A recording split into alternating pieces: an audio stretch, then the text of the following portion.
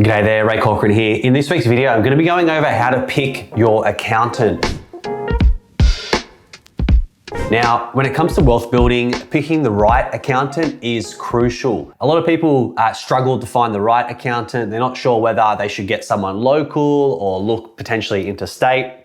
They don't know whether to go for a really big firm, potentially in the city, versus a more smaller boutique or local firm. They don't know what questions to ask them, and they don't know how much to pay, how much is too much, how much is not enough. So in this video, I just want to give you a few tips in terms of how to pick your accountant. And if you enjoy the video or find it useful, please like the video, and if you want to subscribe, that would be fantastic as well. So the first thing I want to go over is location. So some people, I actually think a lot of people have a weird obsession with having an accountant that is local to them. And some people really like having face-to-face meetings with their accountant. For me personally, I have to be honest, I think that's a stupid strategy, and I think that you should be looking at getting the best accountant you can get and can afford. And that should be regardless of where they're located. For me personally, I've had local accountants, and my current accountant is in Brisbane. I'm in Sydney. It makes no difference whatsoever. There's very minimal. I'm sure there's maybe one random scenario where it's convenient to have a local accountant, but 99% of the time, it does not matter. I would rather have the best accountant versus someone that lives up the road from me that just happens to be convenient. The chances of you having a really good accountant that just also happens to be like the best one also happens to be up the road from your house is very unlikely. So I would rather pick the best people for the job rather than pick someone that I can go for a catch up with. All my, accounting work is done remotely, and any kind of catch-ups or tax planning that we do is all done via Zoom and Skype and email. And if you're someone that needs to meet them face-to-face, fair enough. But I think that you're missing out, and you're probably going to be with an accountant that may not be as good, for the role, because you just happen to want to do face-to-face meetings, which in 2022, I think is unnecessary. The second thing I look for is modern-ness. So what I mean by that is, for me anyways, in 2022, there's a lot of old style accountants, and they might be very good accountants, but these days, everything moves so fast, and there's so many, you've got your classic accounting stuff that needs to be done, but there's also stuff like crypto. Some accountants have no idea what crypto is. I personally am not like a big crypto person, but I have bought and sold in the past, and having people that are up to date with modern stuff is important to me. I don't want an accountant that's stuck in the 1980s. Even if they are good at other stuff, I don't want to be spending my time explaining things to them over and over because they just don't get it. I don't expect them to know everything about crypto or everything about certain software or how, a modern business may be run, but I want them to have some sort of knowledge, and they should be making an effort to stay up to date with things in their industry. Just like for me in marketing, I need to stay up to date. Even though it's a bit of a pain, I need to stay up to date with what's happening in my industry and what new things are out there so I can service my clients the best. And I expect that from my accountant as well. The next thing is software preference. So some accountants are, old school ones. These days it's a bit different, but some of them still do stuff by spreadsheets and very old style. For me, I use Xero, the accounting platform, and most accountants these days will either use, Xero or MYOB, but you need to understand what platform, firstly, that you're using, and then secondly, are they good at,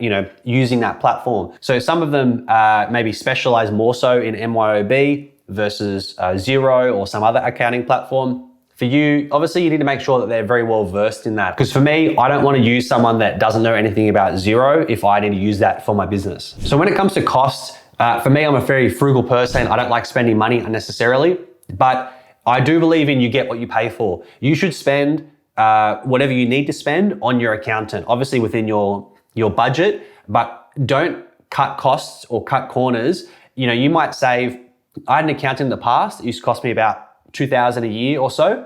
Now I have an accountant that costs me probably about $6,500 to $7,000 or more per year. I get way more value and tax savings from the person I spend a lot more with because they're really proactive, and there's a whole bunch of extra things that they're doing, whereas my previous accountant didn't. So you might save on fees, but you may pay for it in opportunity cost in a lack of tax savings or paying tax unnecessarily. The next factor is responsiveness. So obviously, day to day, I don't have, thousands of questions every month, but when I do have a question, I would like it to be answered within a fair time frame. Responsiveness is an important part of that. So obviously you want someone that is relatively responsive. And I would ask them, if I send you an email on a Monday, is there any kind of like rough expectation around when you would typically get back to me? Does your company have any internal standards that would sort of give me a rough idea? Sometimes I'm gonna have a question, or I might be looking to buy a property and I might need some information that may be a little bit more time sensitive. I'm not always gonna give you last minute stuff, but is that something that you can accommodate? And I do like to just ask that question generally, just so I can get a bit of a feel, because if they're gonna be taking forever to get back to me on stuff, then it doesn't happen often, but it's very, very annoying. And for me, like it's an important thing to me. The fifth factor is being proactive. So one of the things I didn't like about my previous accountant is they weren't proactive. They didn't, like I would have been willing to pay more with them had they been more proactive. For me, I don't know everything about tax or everything about accounting and all these different business structures and all that sort of stuff. That's what we're paying them for. And one thing I like about my current accountant is they really think about what is the best structure for me to, conduct my business, reduce my risk and liability, and mitigate any kind of tax liability that I'm going to have while still paying whatever I legally need to pay. And it's a bit of a balance to strike, but I like that my current accountant really thinks ahead, and we're always having conversations about, what the future looks like, what I've got planned. Am I trying to buy property? Am I trying to set up this? What's the business doing? And they look at everything that I'm doing and they're regularly reevaluating, is this still serving me? Is this particular structure the right structure for me at this point in my life? Whether you're 20 or you're 60, you're gonna have different goals and requirements, and depending on the complexity of your finances, whether you have one property or 10 properties, or whether you have a business, or whether you're just 9 to 5, whatever it is, you need to have a different structure and a different setup in place to optimize for your situation. Some accountants, if you only speak to them once per year, that's probably a good sign that you are not with the right accountant, or you're just on a very, very low package with them. And it might be worth investigating getting a more serious package with them so that you can get more out of it. In terms of how much you should spend, it can vary obviously depending on the complexity of your setup. For me, I spend about $550 a month, but I do have a business. If I didn't have a business, it would be much cheaper than that. I've also had things like paying for a family trust setup and the associated advice along with that. And that was, I think, about $4,000 or $4,500 around then. But things like that have saved me much more than I've spent.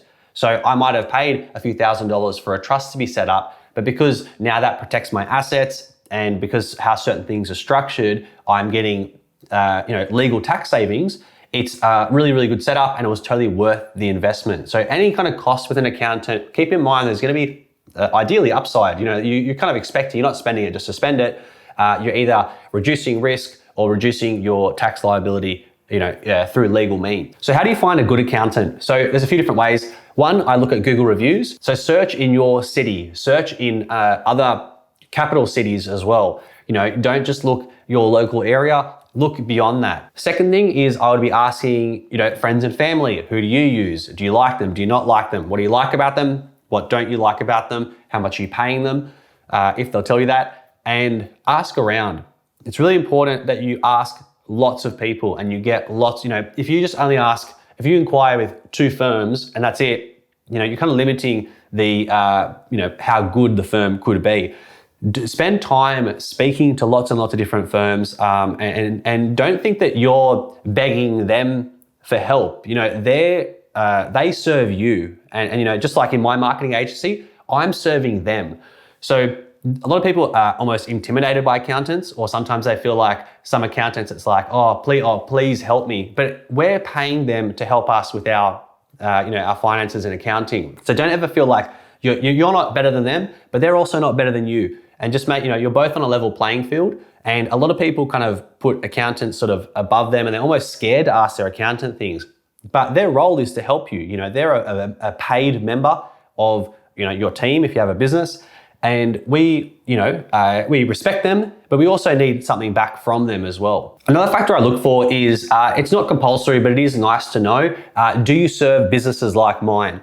It's not always a deal breaker, but it is nice to know that they have dealt with businesses that potentially make revenue the way that you would make revenue. They potentially have a financial setup that is similar to what you probably have or will have in the future. That is definitely nice to know. Another thing is, what's their main platform that they use? Are they familiar, if you have a business, with the platform that you use? What do you need? Some people just need, they have a 9-to-5 job and they got a tax return. Back in the day when I had, just casual, low paying jobs, I could do my own tax return. It wasn't that complicated and the opportunity cost wasn't as big. Fast forward a few years, now there's multiple properties, there's trusts, there's business. My wife potentially will have sole trader stuff as well soon.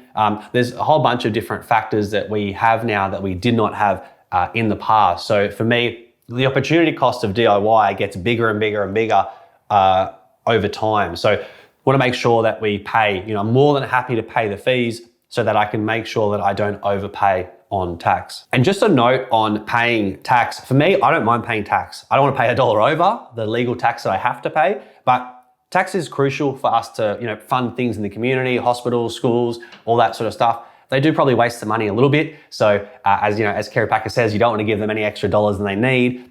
However, I think it's totally fair that you pay some sort of tax. So I'm not particularly personally looking for someone that is going to do dodgy stuff or create risk for me. I like to think that they will push it to the edge of the limit, but not beyond the limit. Because for me, I don't want to save a few dollars on tax today and then be years later and get some letter saying, hey, you did something dodgy or your accountant did something dodgy and now you got to pay back a whole bunch of money. Like, I don't want surprises like that. Some people don't mind taking a lot of risk like that. For me, I'd rather protect my wealth and not do stuff. I'll claim whatever I'm allowed to claim, but nothing more. And I think that's a good way to approach it, and it reduces the risk for yourself as well. The next tip in terms of picking an accountant is interviewing them. So you're interviewing them to work for you, not in like an ego way, but don't be scared to ask questions to them. What are you going to do for me? What do you feel is the biggest value add that you can do to me right now? There's going to be stuff like some accountants do like a look under the hood, or some sort of like mini audit where they can kind of have a look over your existing setup and look for tax savings.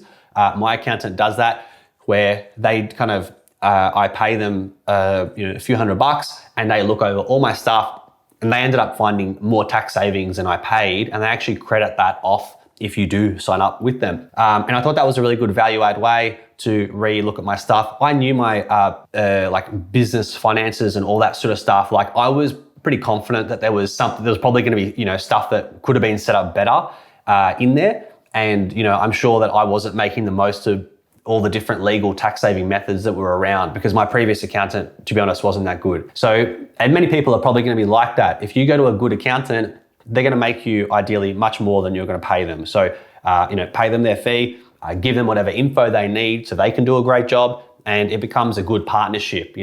For me, I see my accountant as a partner, and someone that can support my growth. Very much like me as a marketing agency, my company supports other companies in their growth, and we're kind of behind the scenes helping them go and do great things. And that's how I see my accountant as well. And when you're interviewing the accountant, ask them if there are certain things that they are, they feel that I could be doing to improve my current tax situation.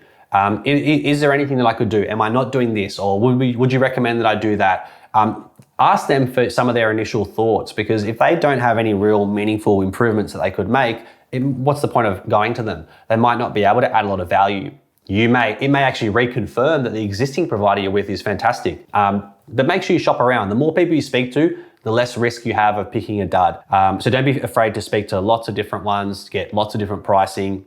And you're not locked in forever with many of these people. So, for me, I like to stay with the same people long term, providing I'm getting the value, and hopefully you would be the same.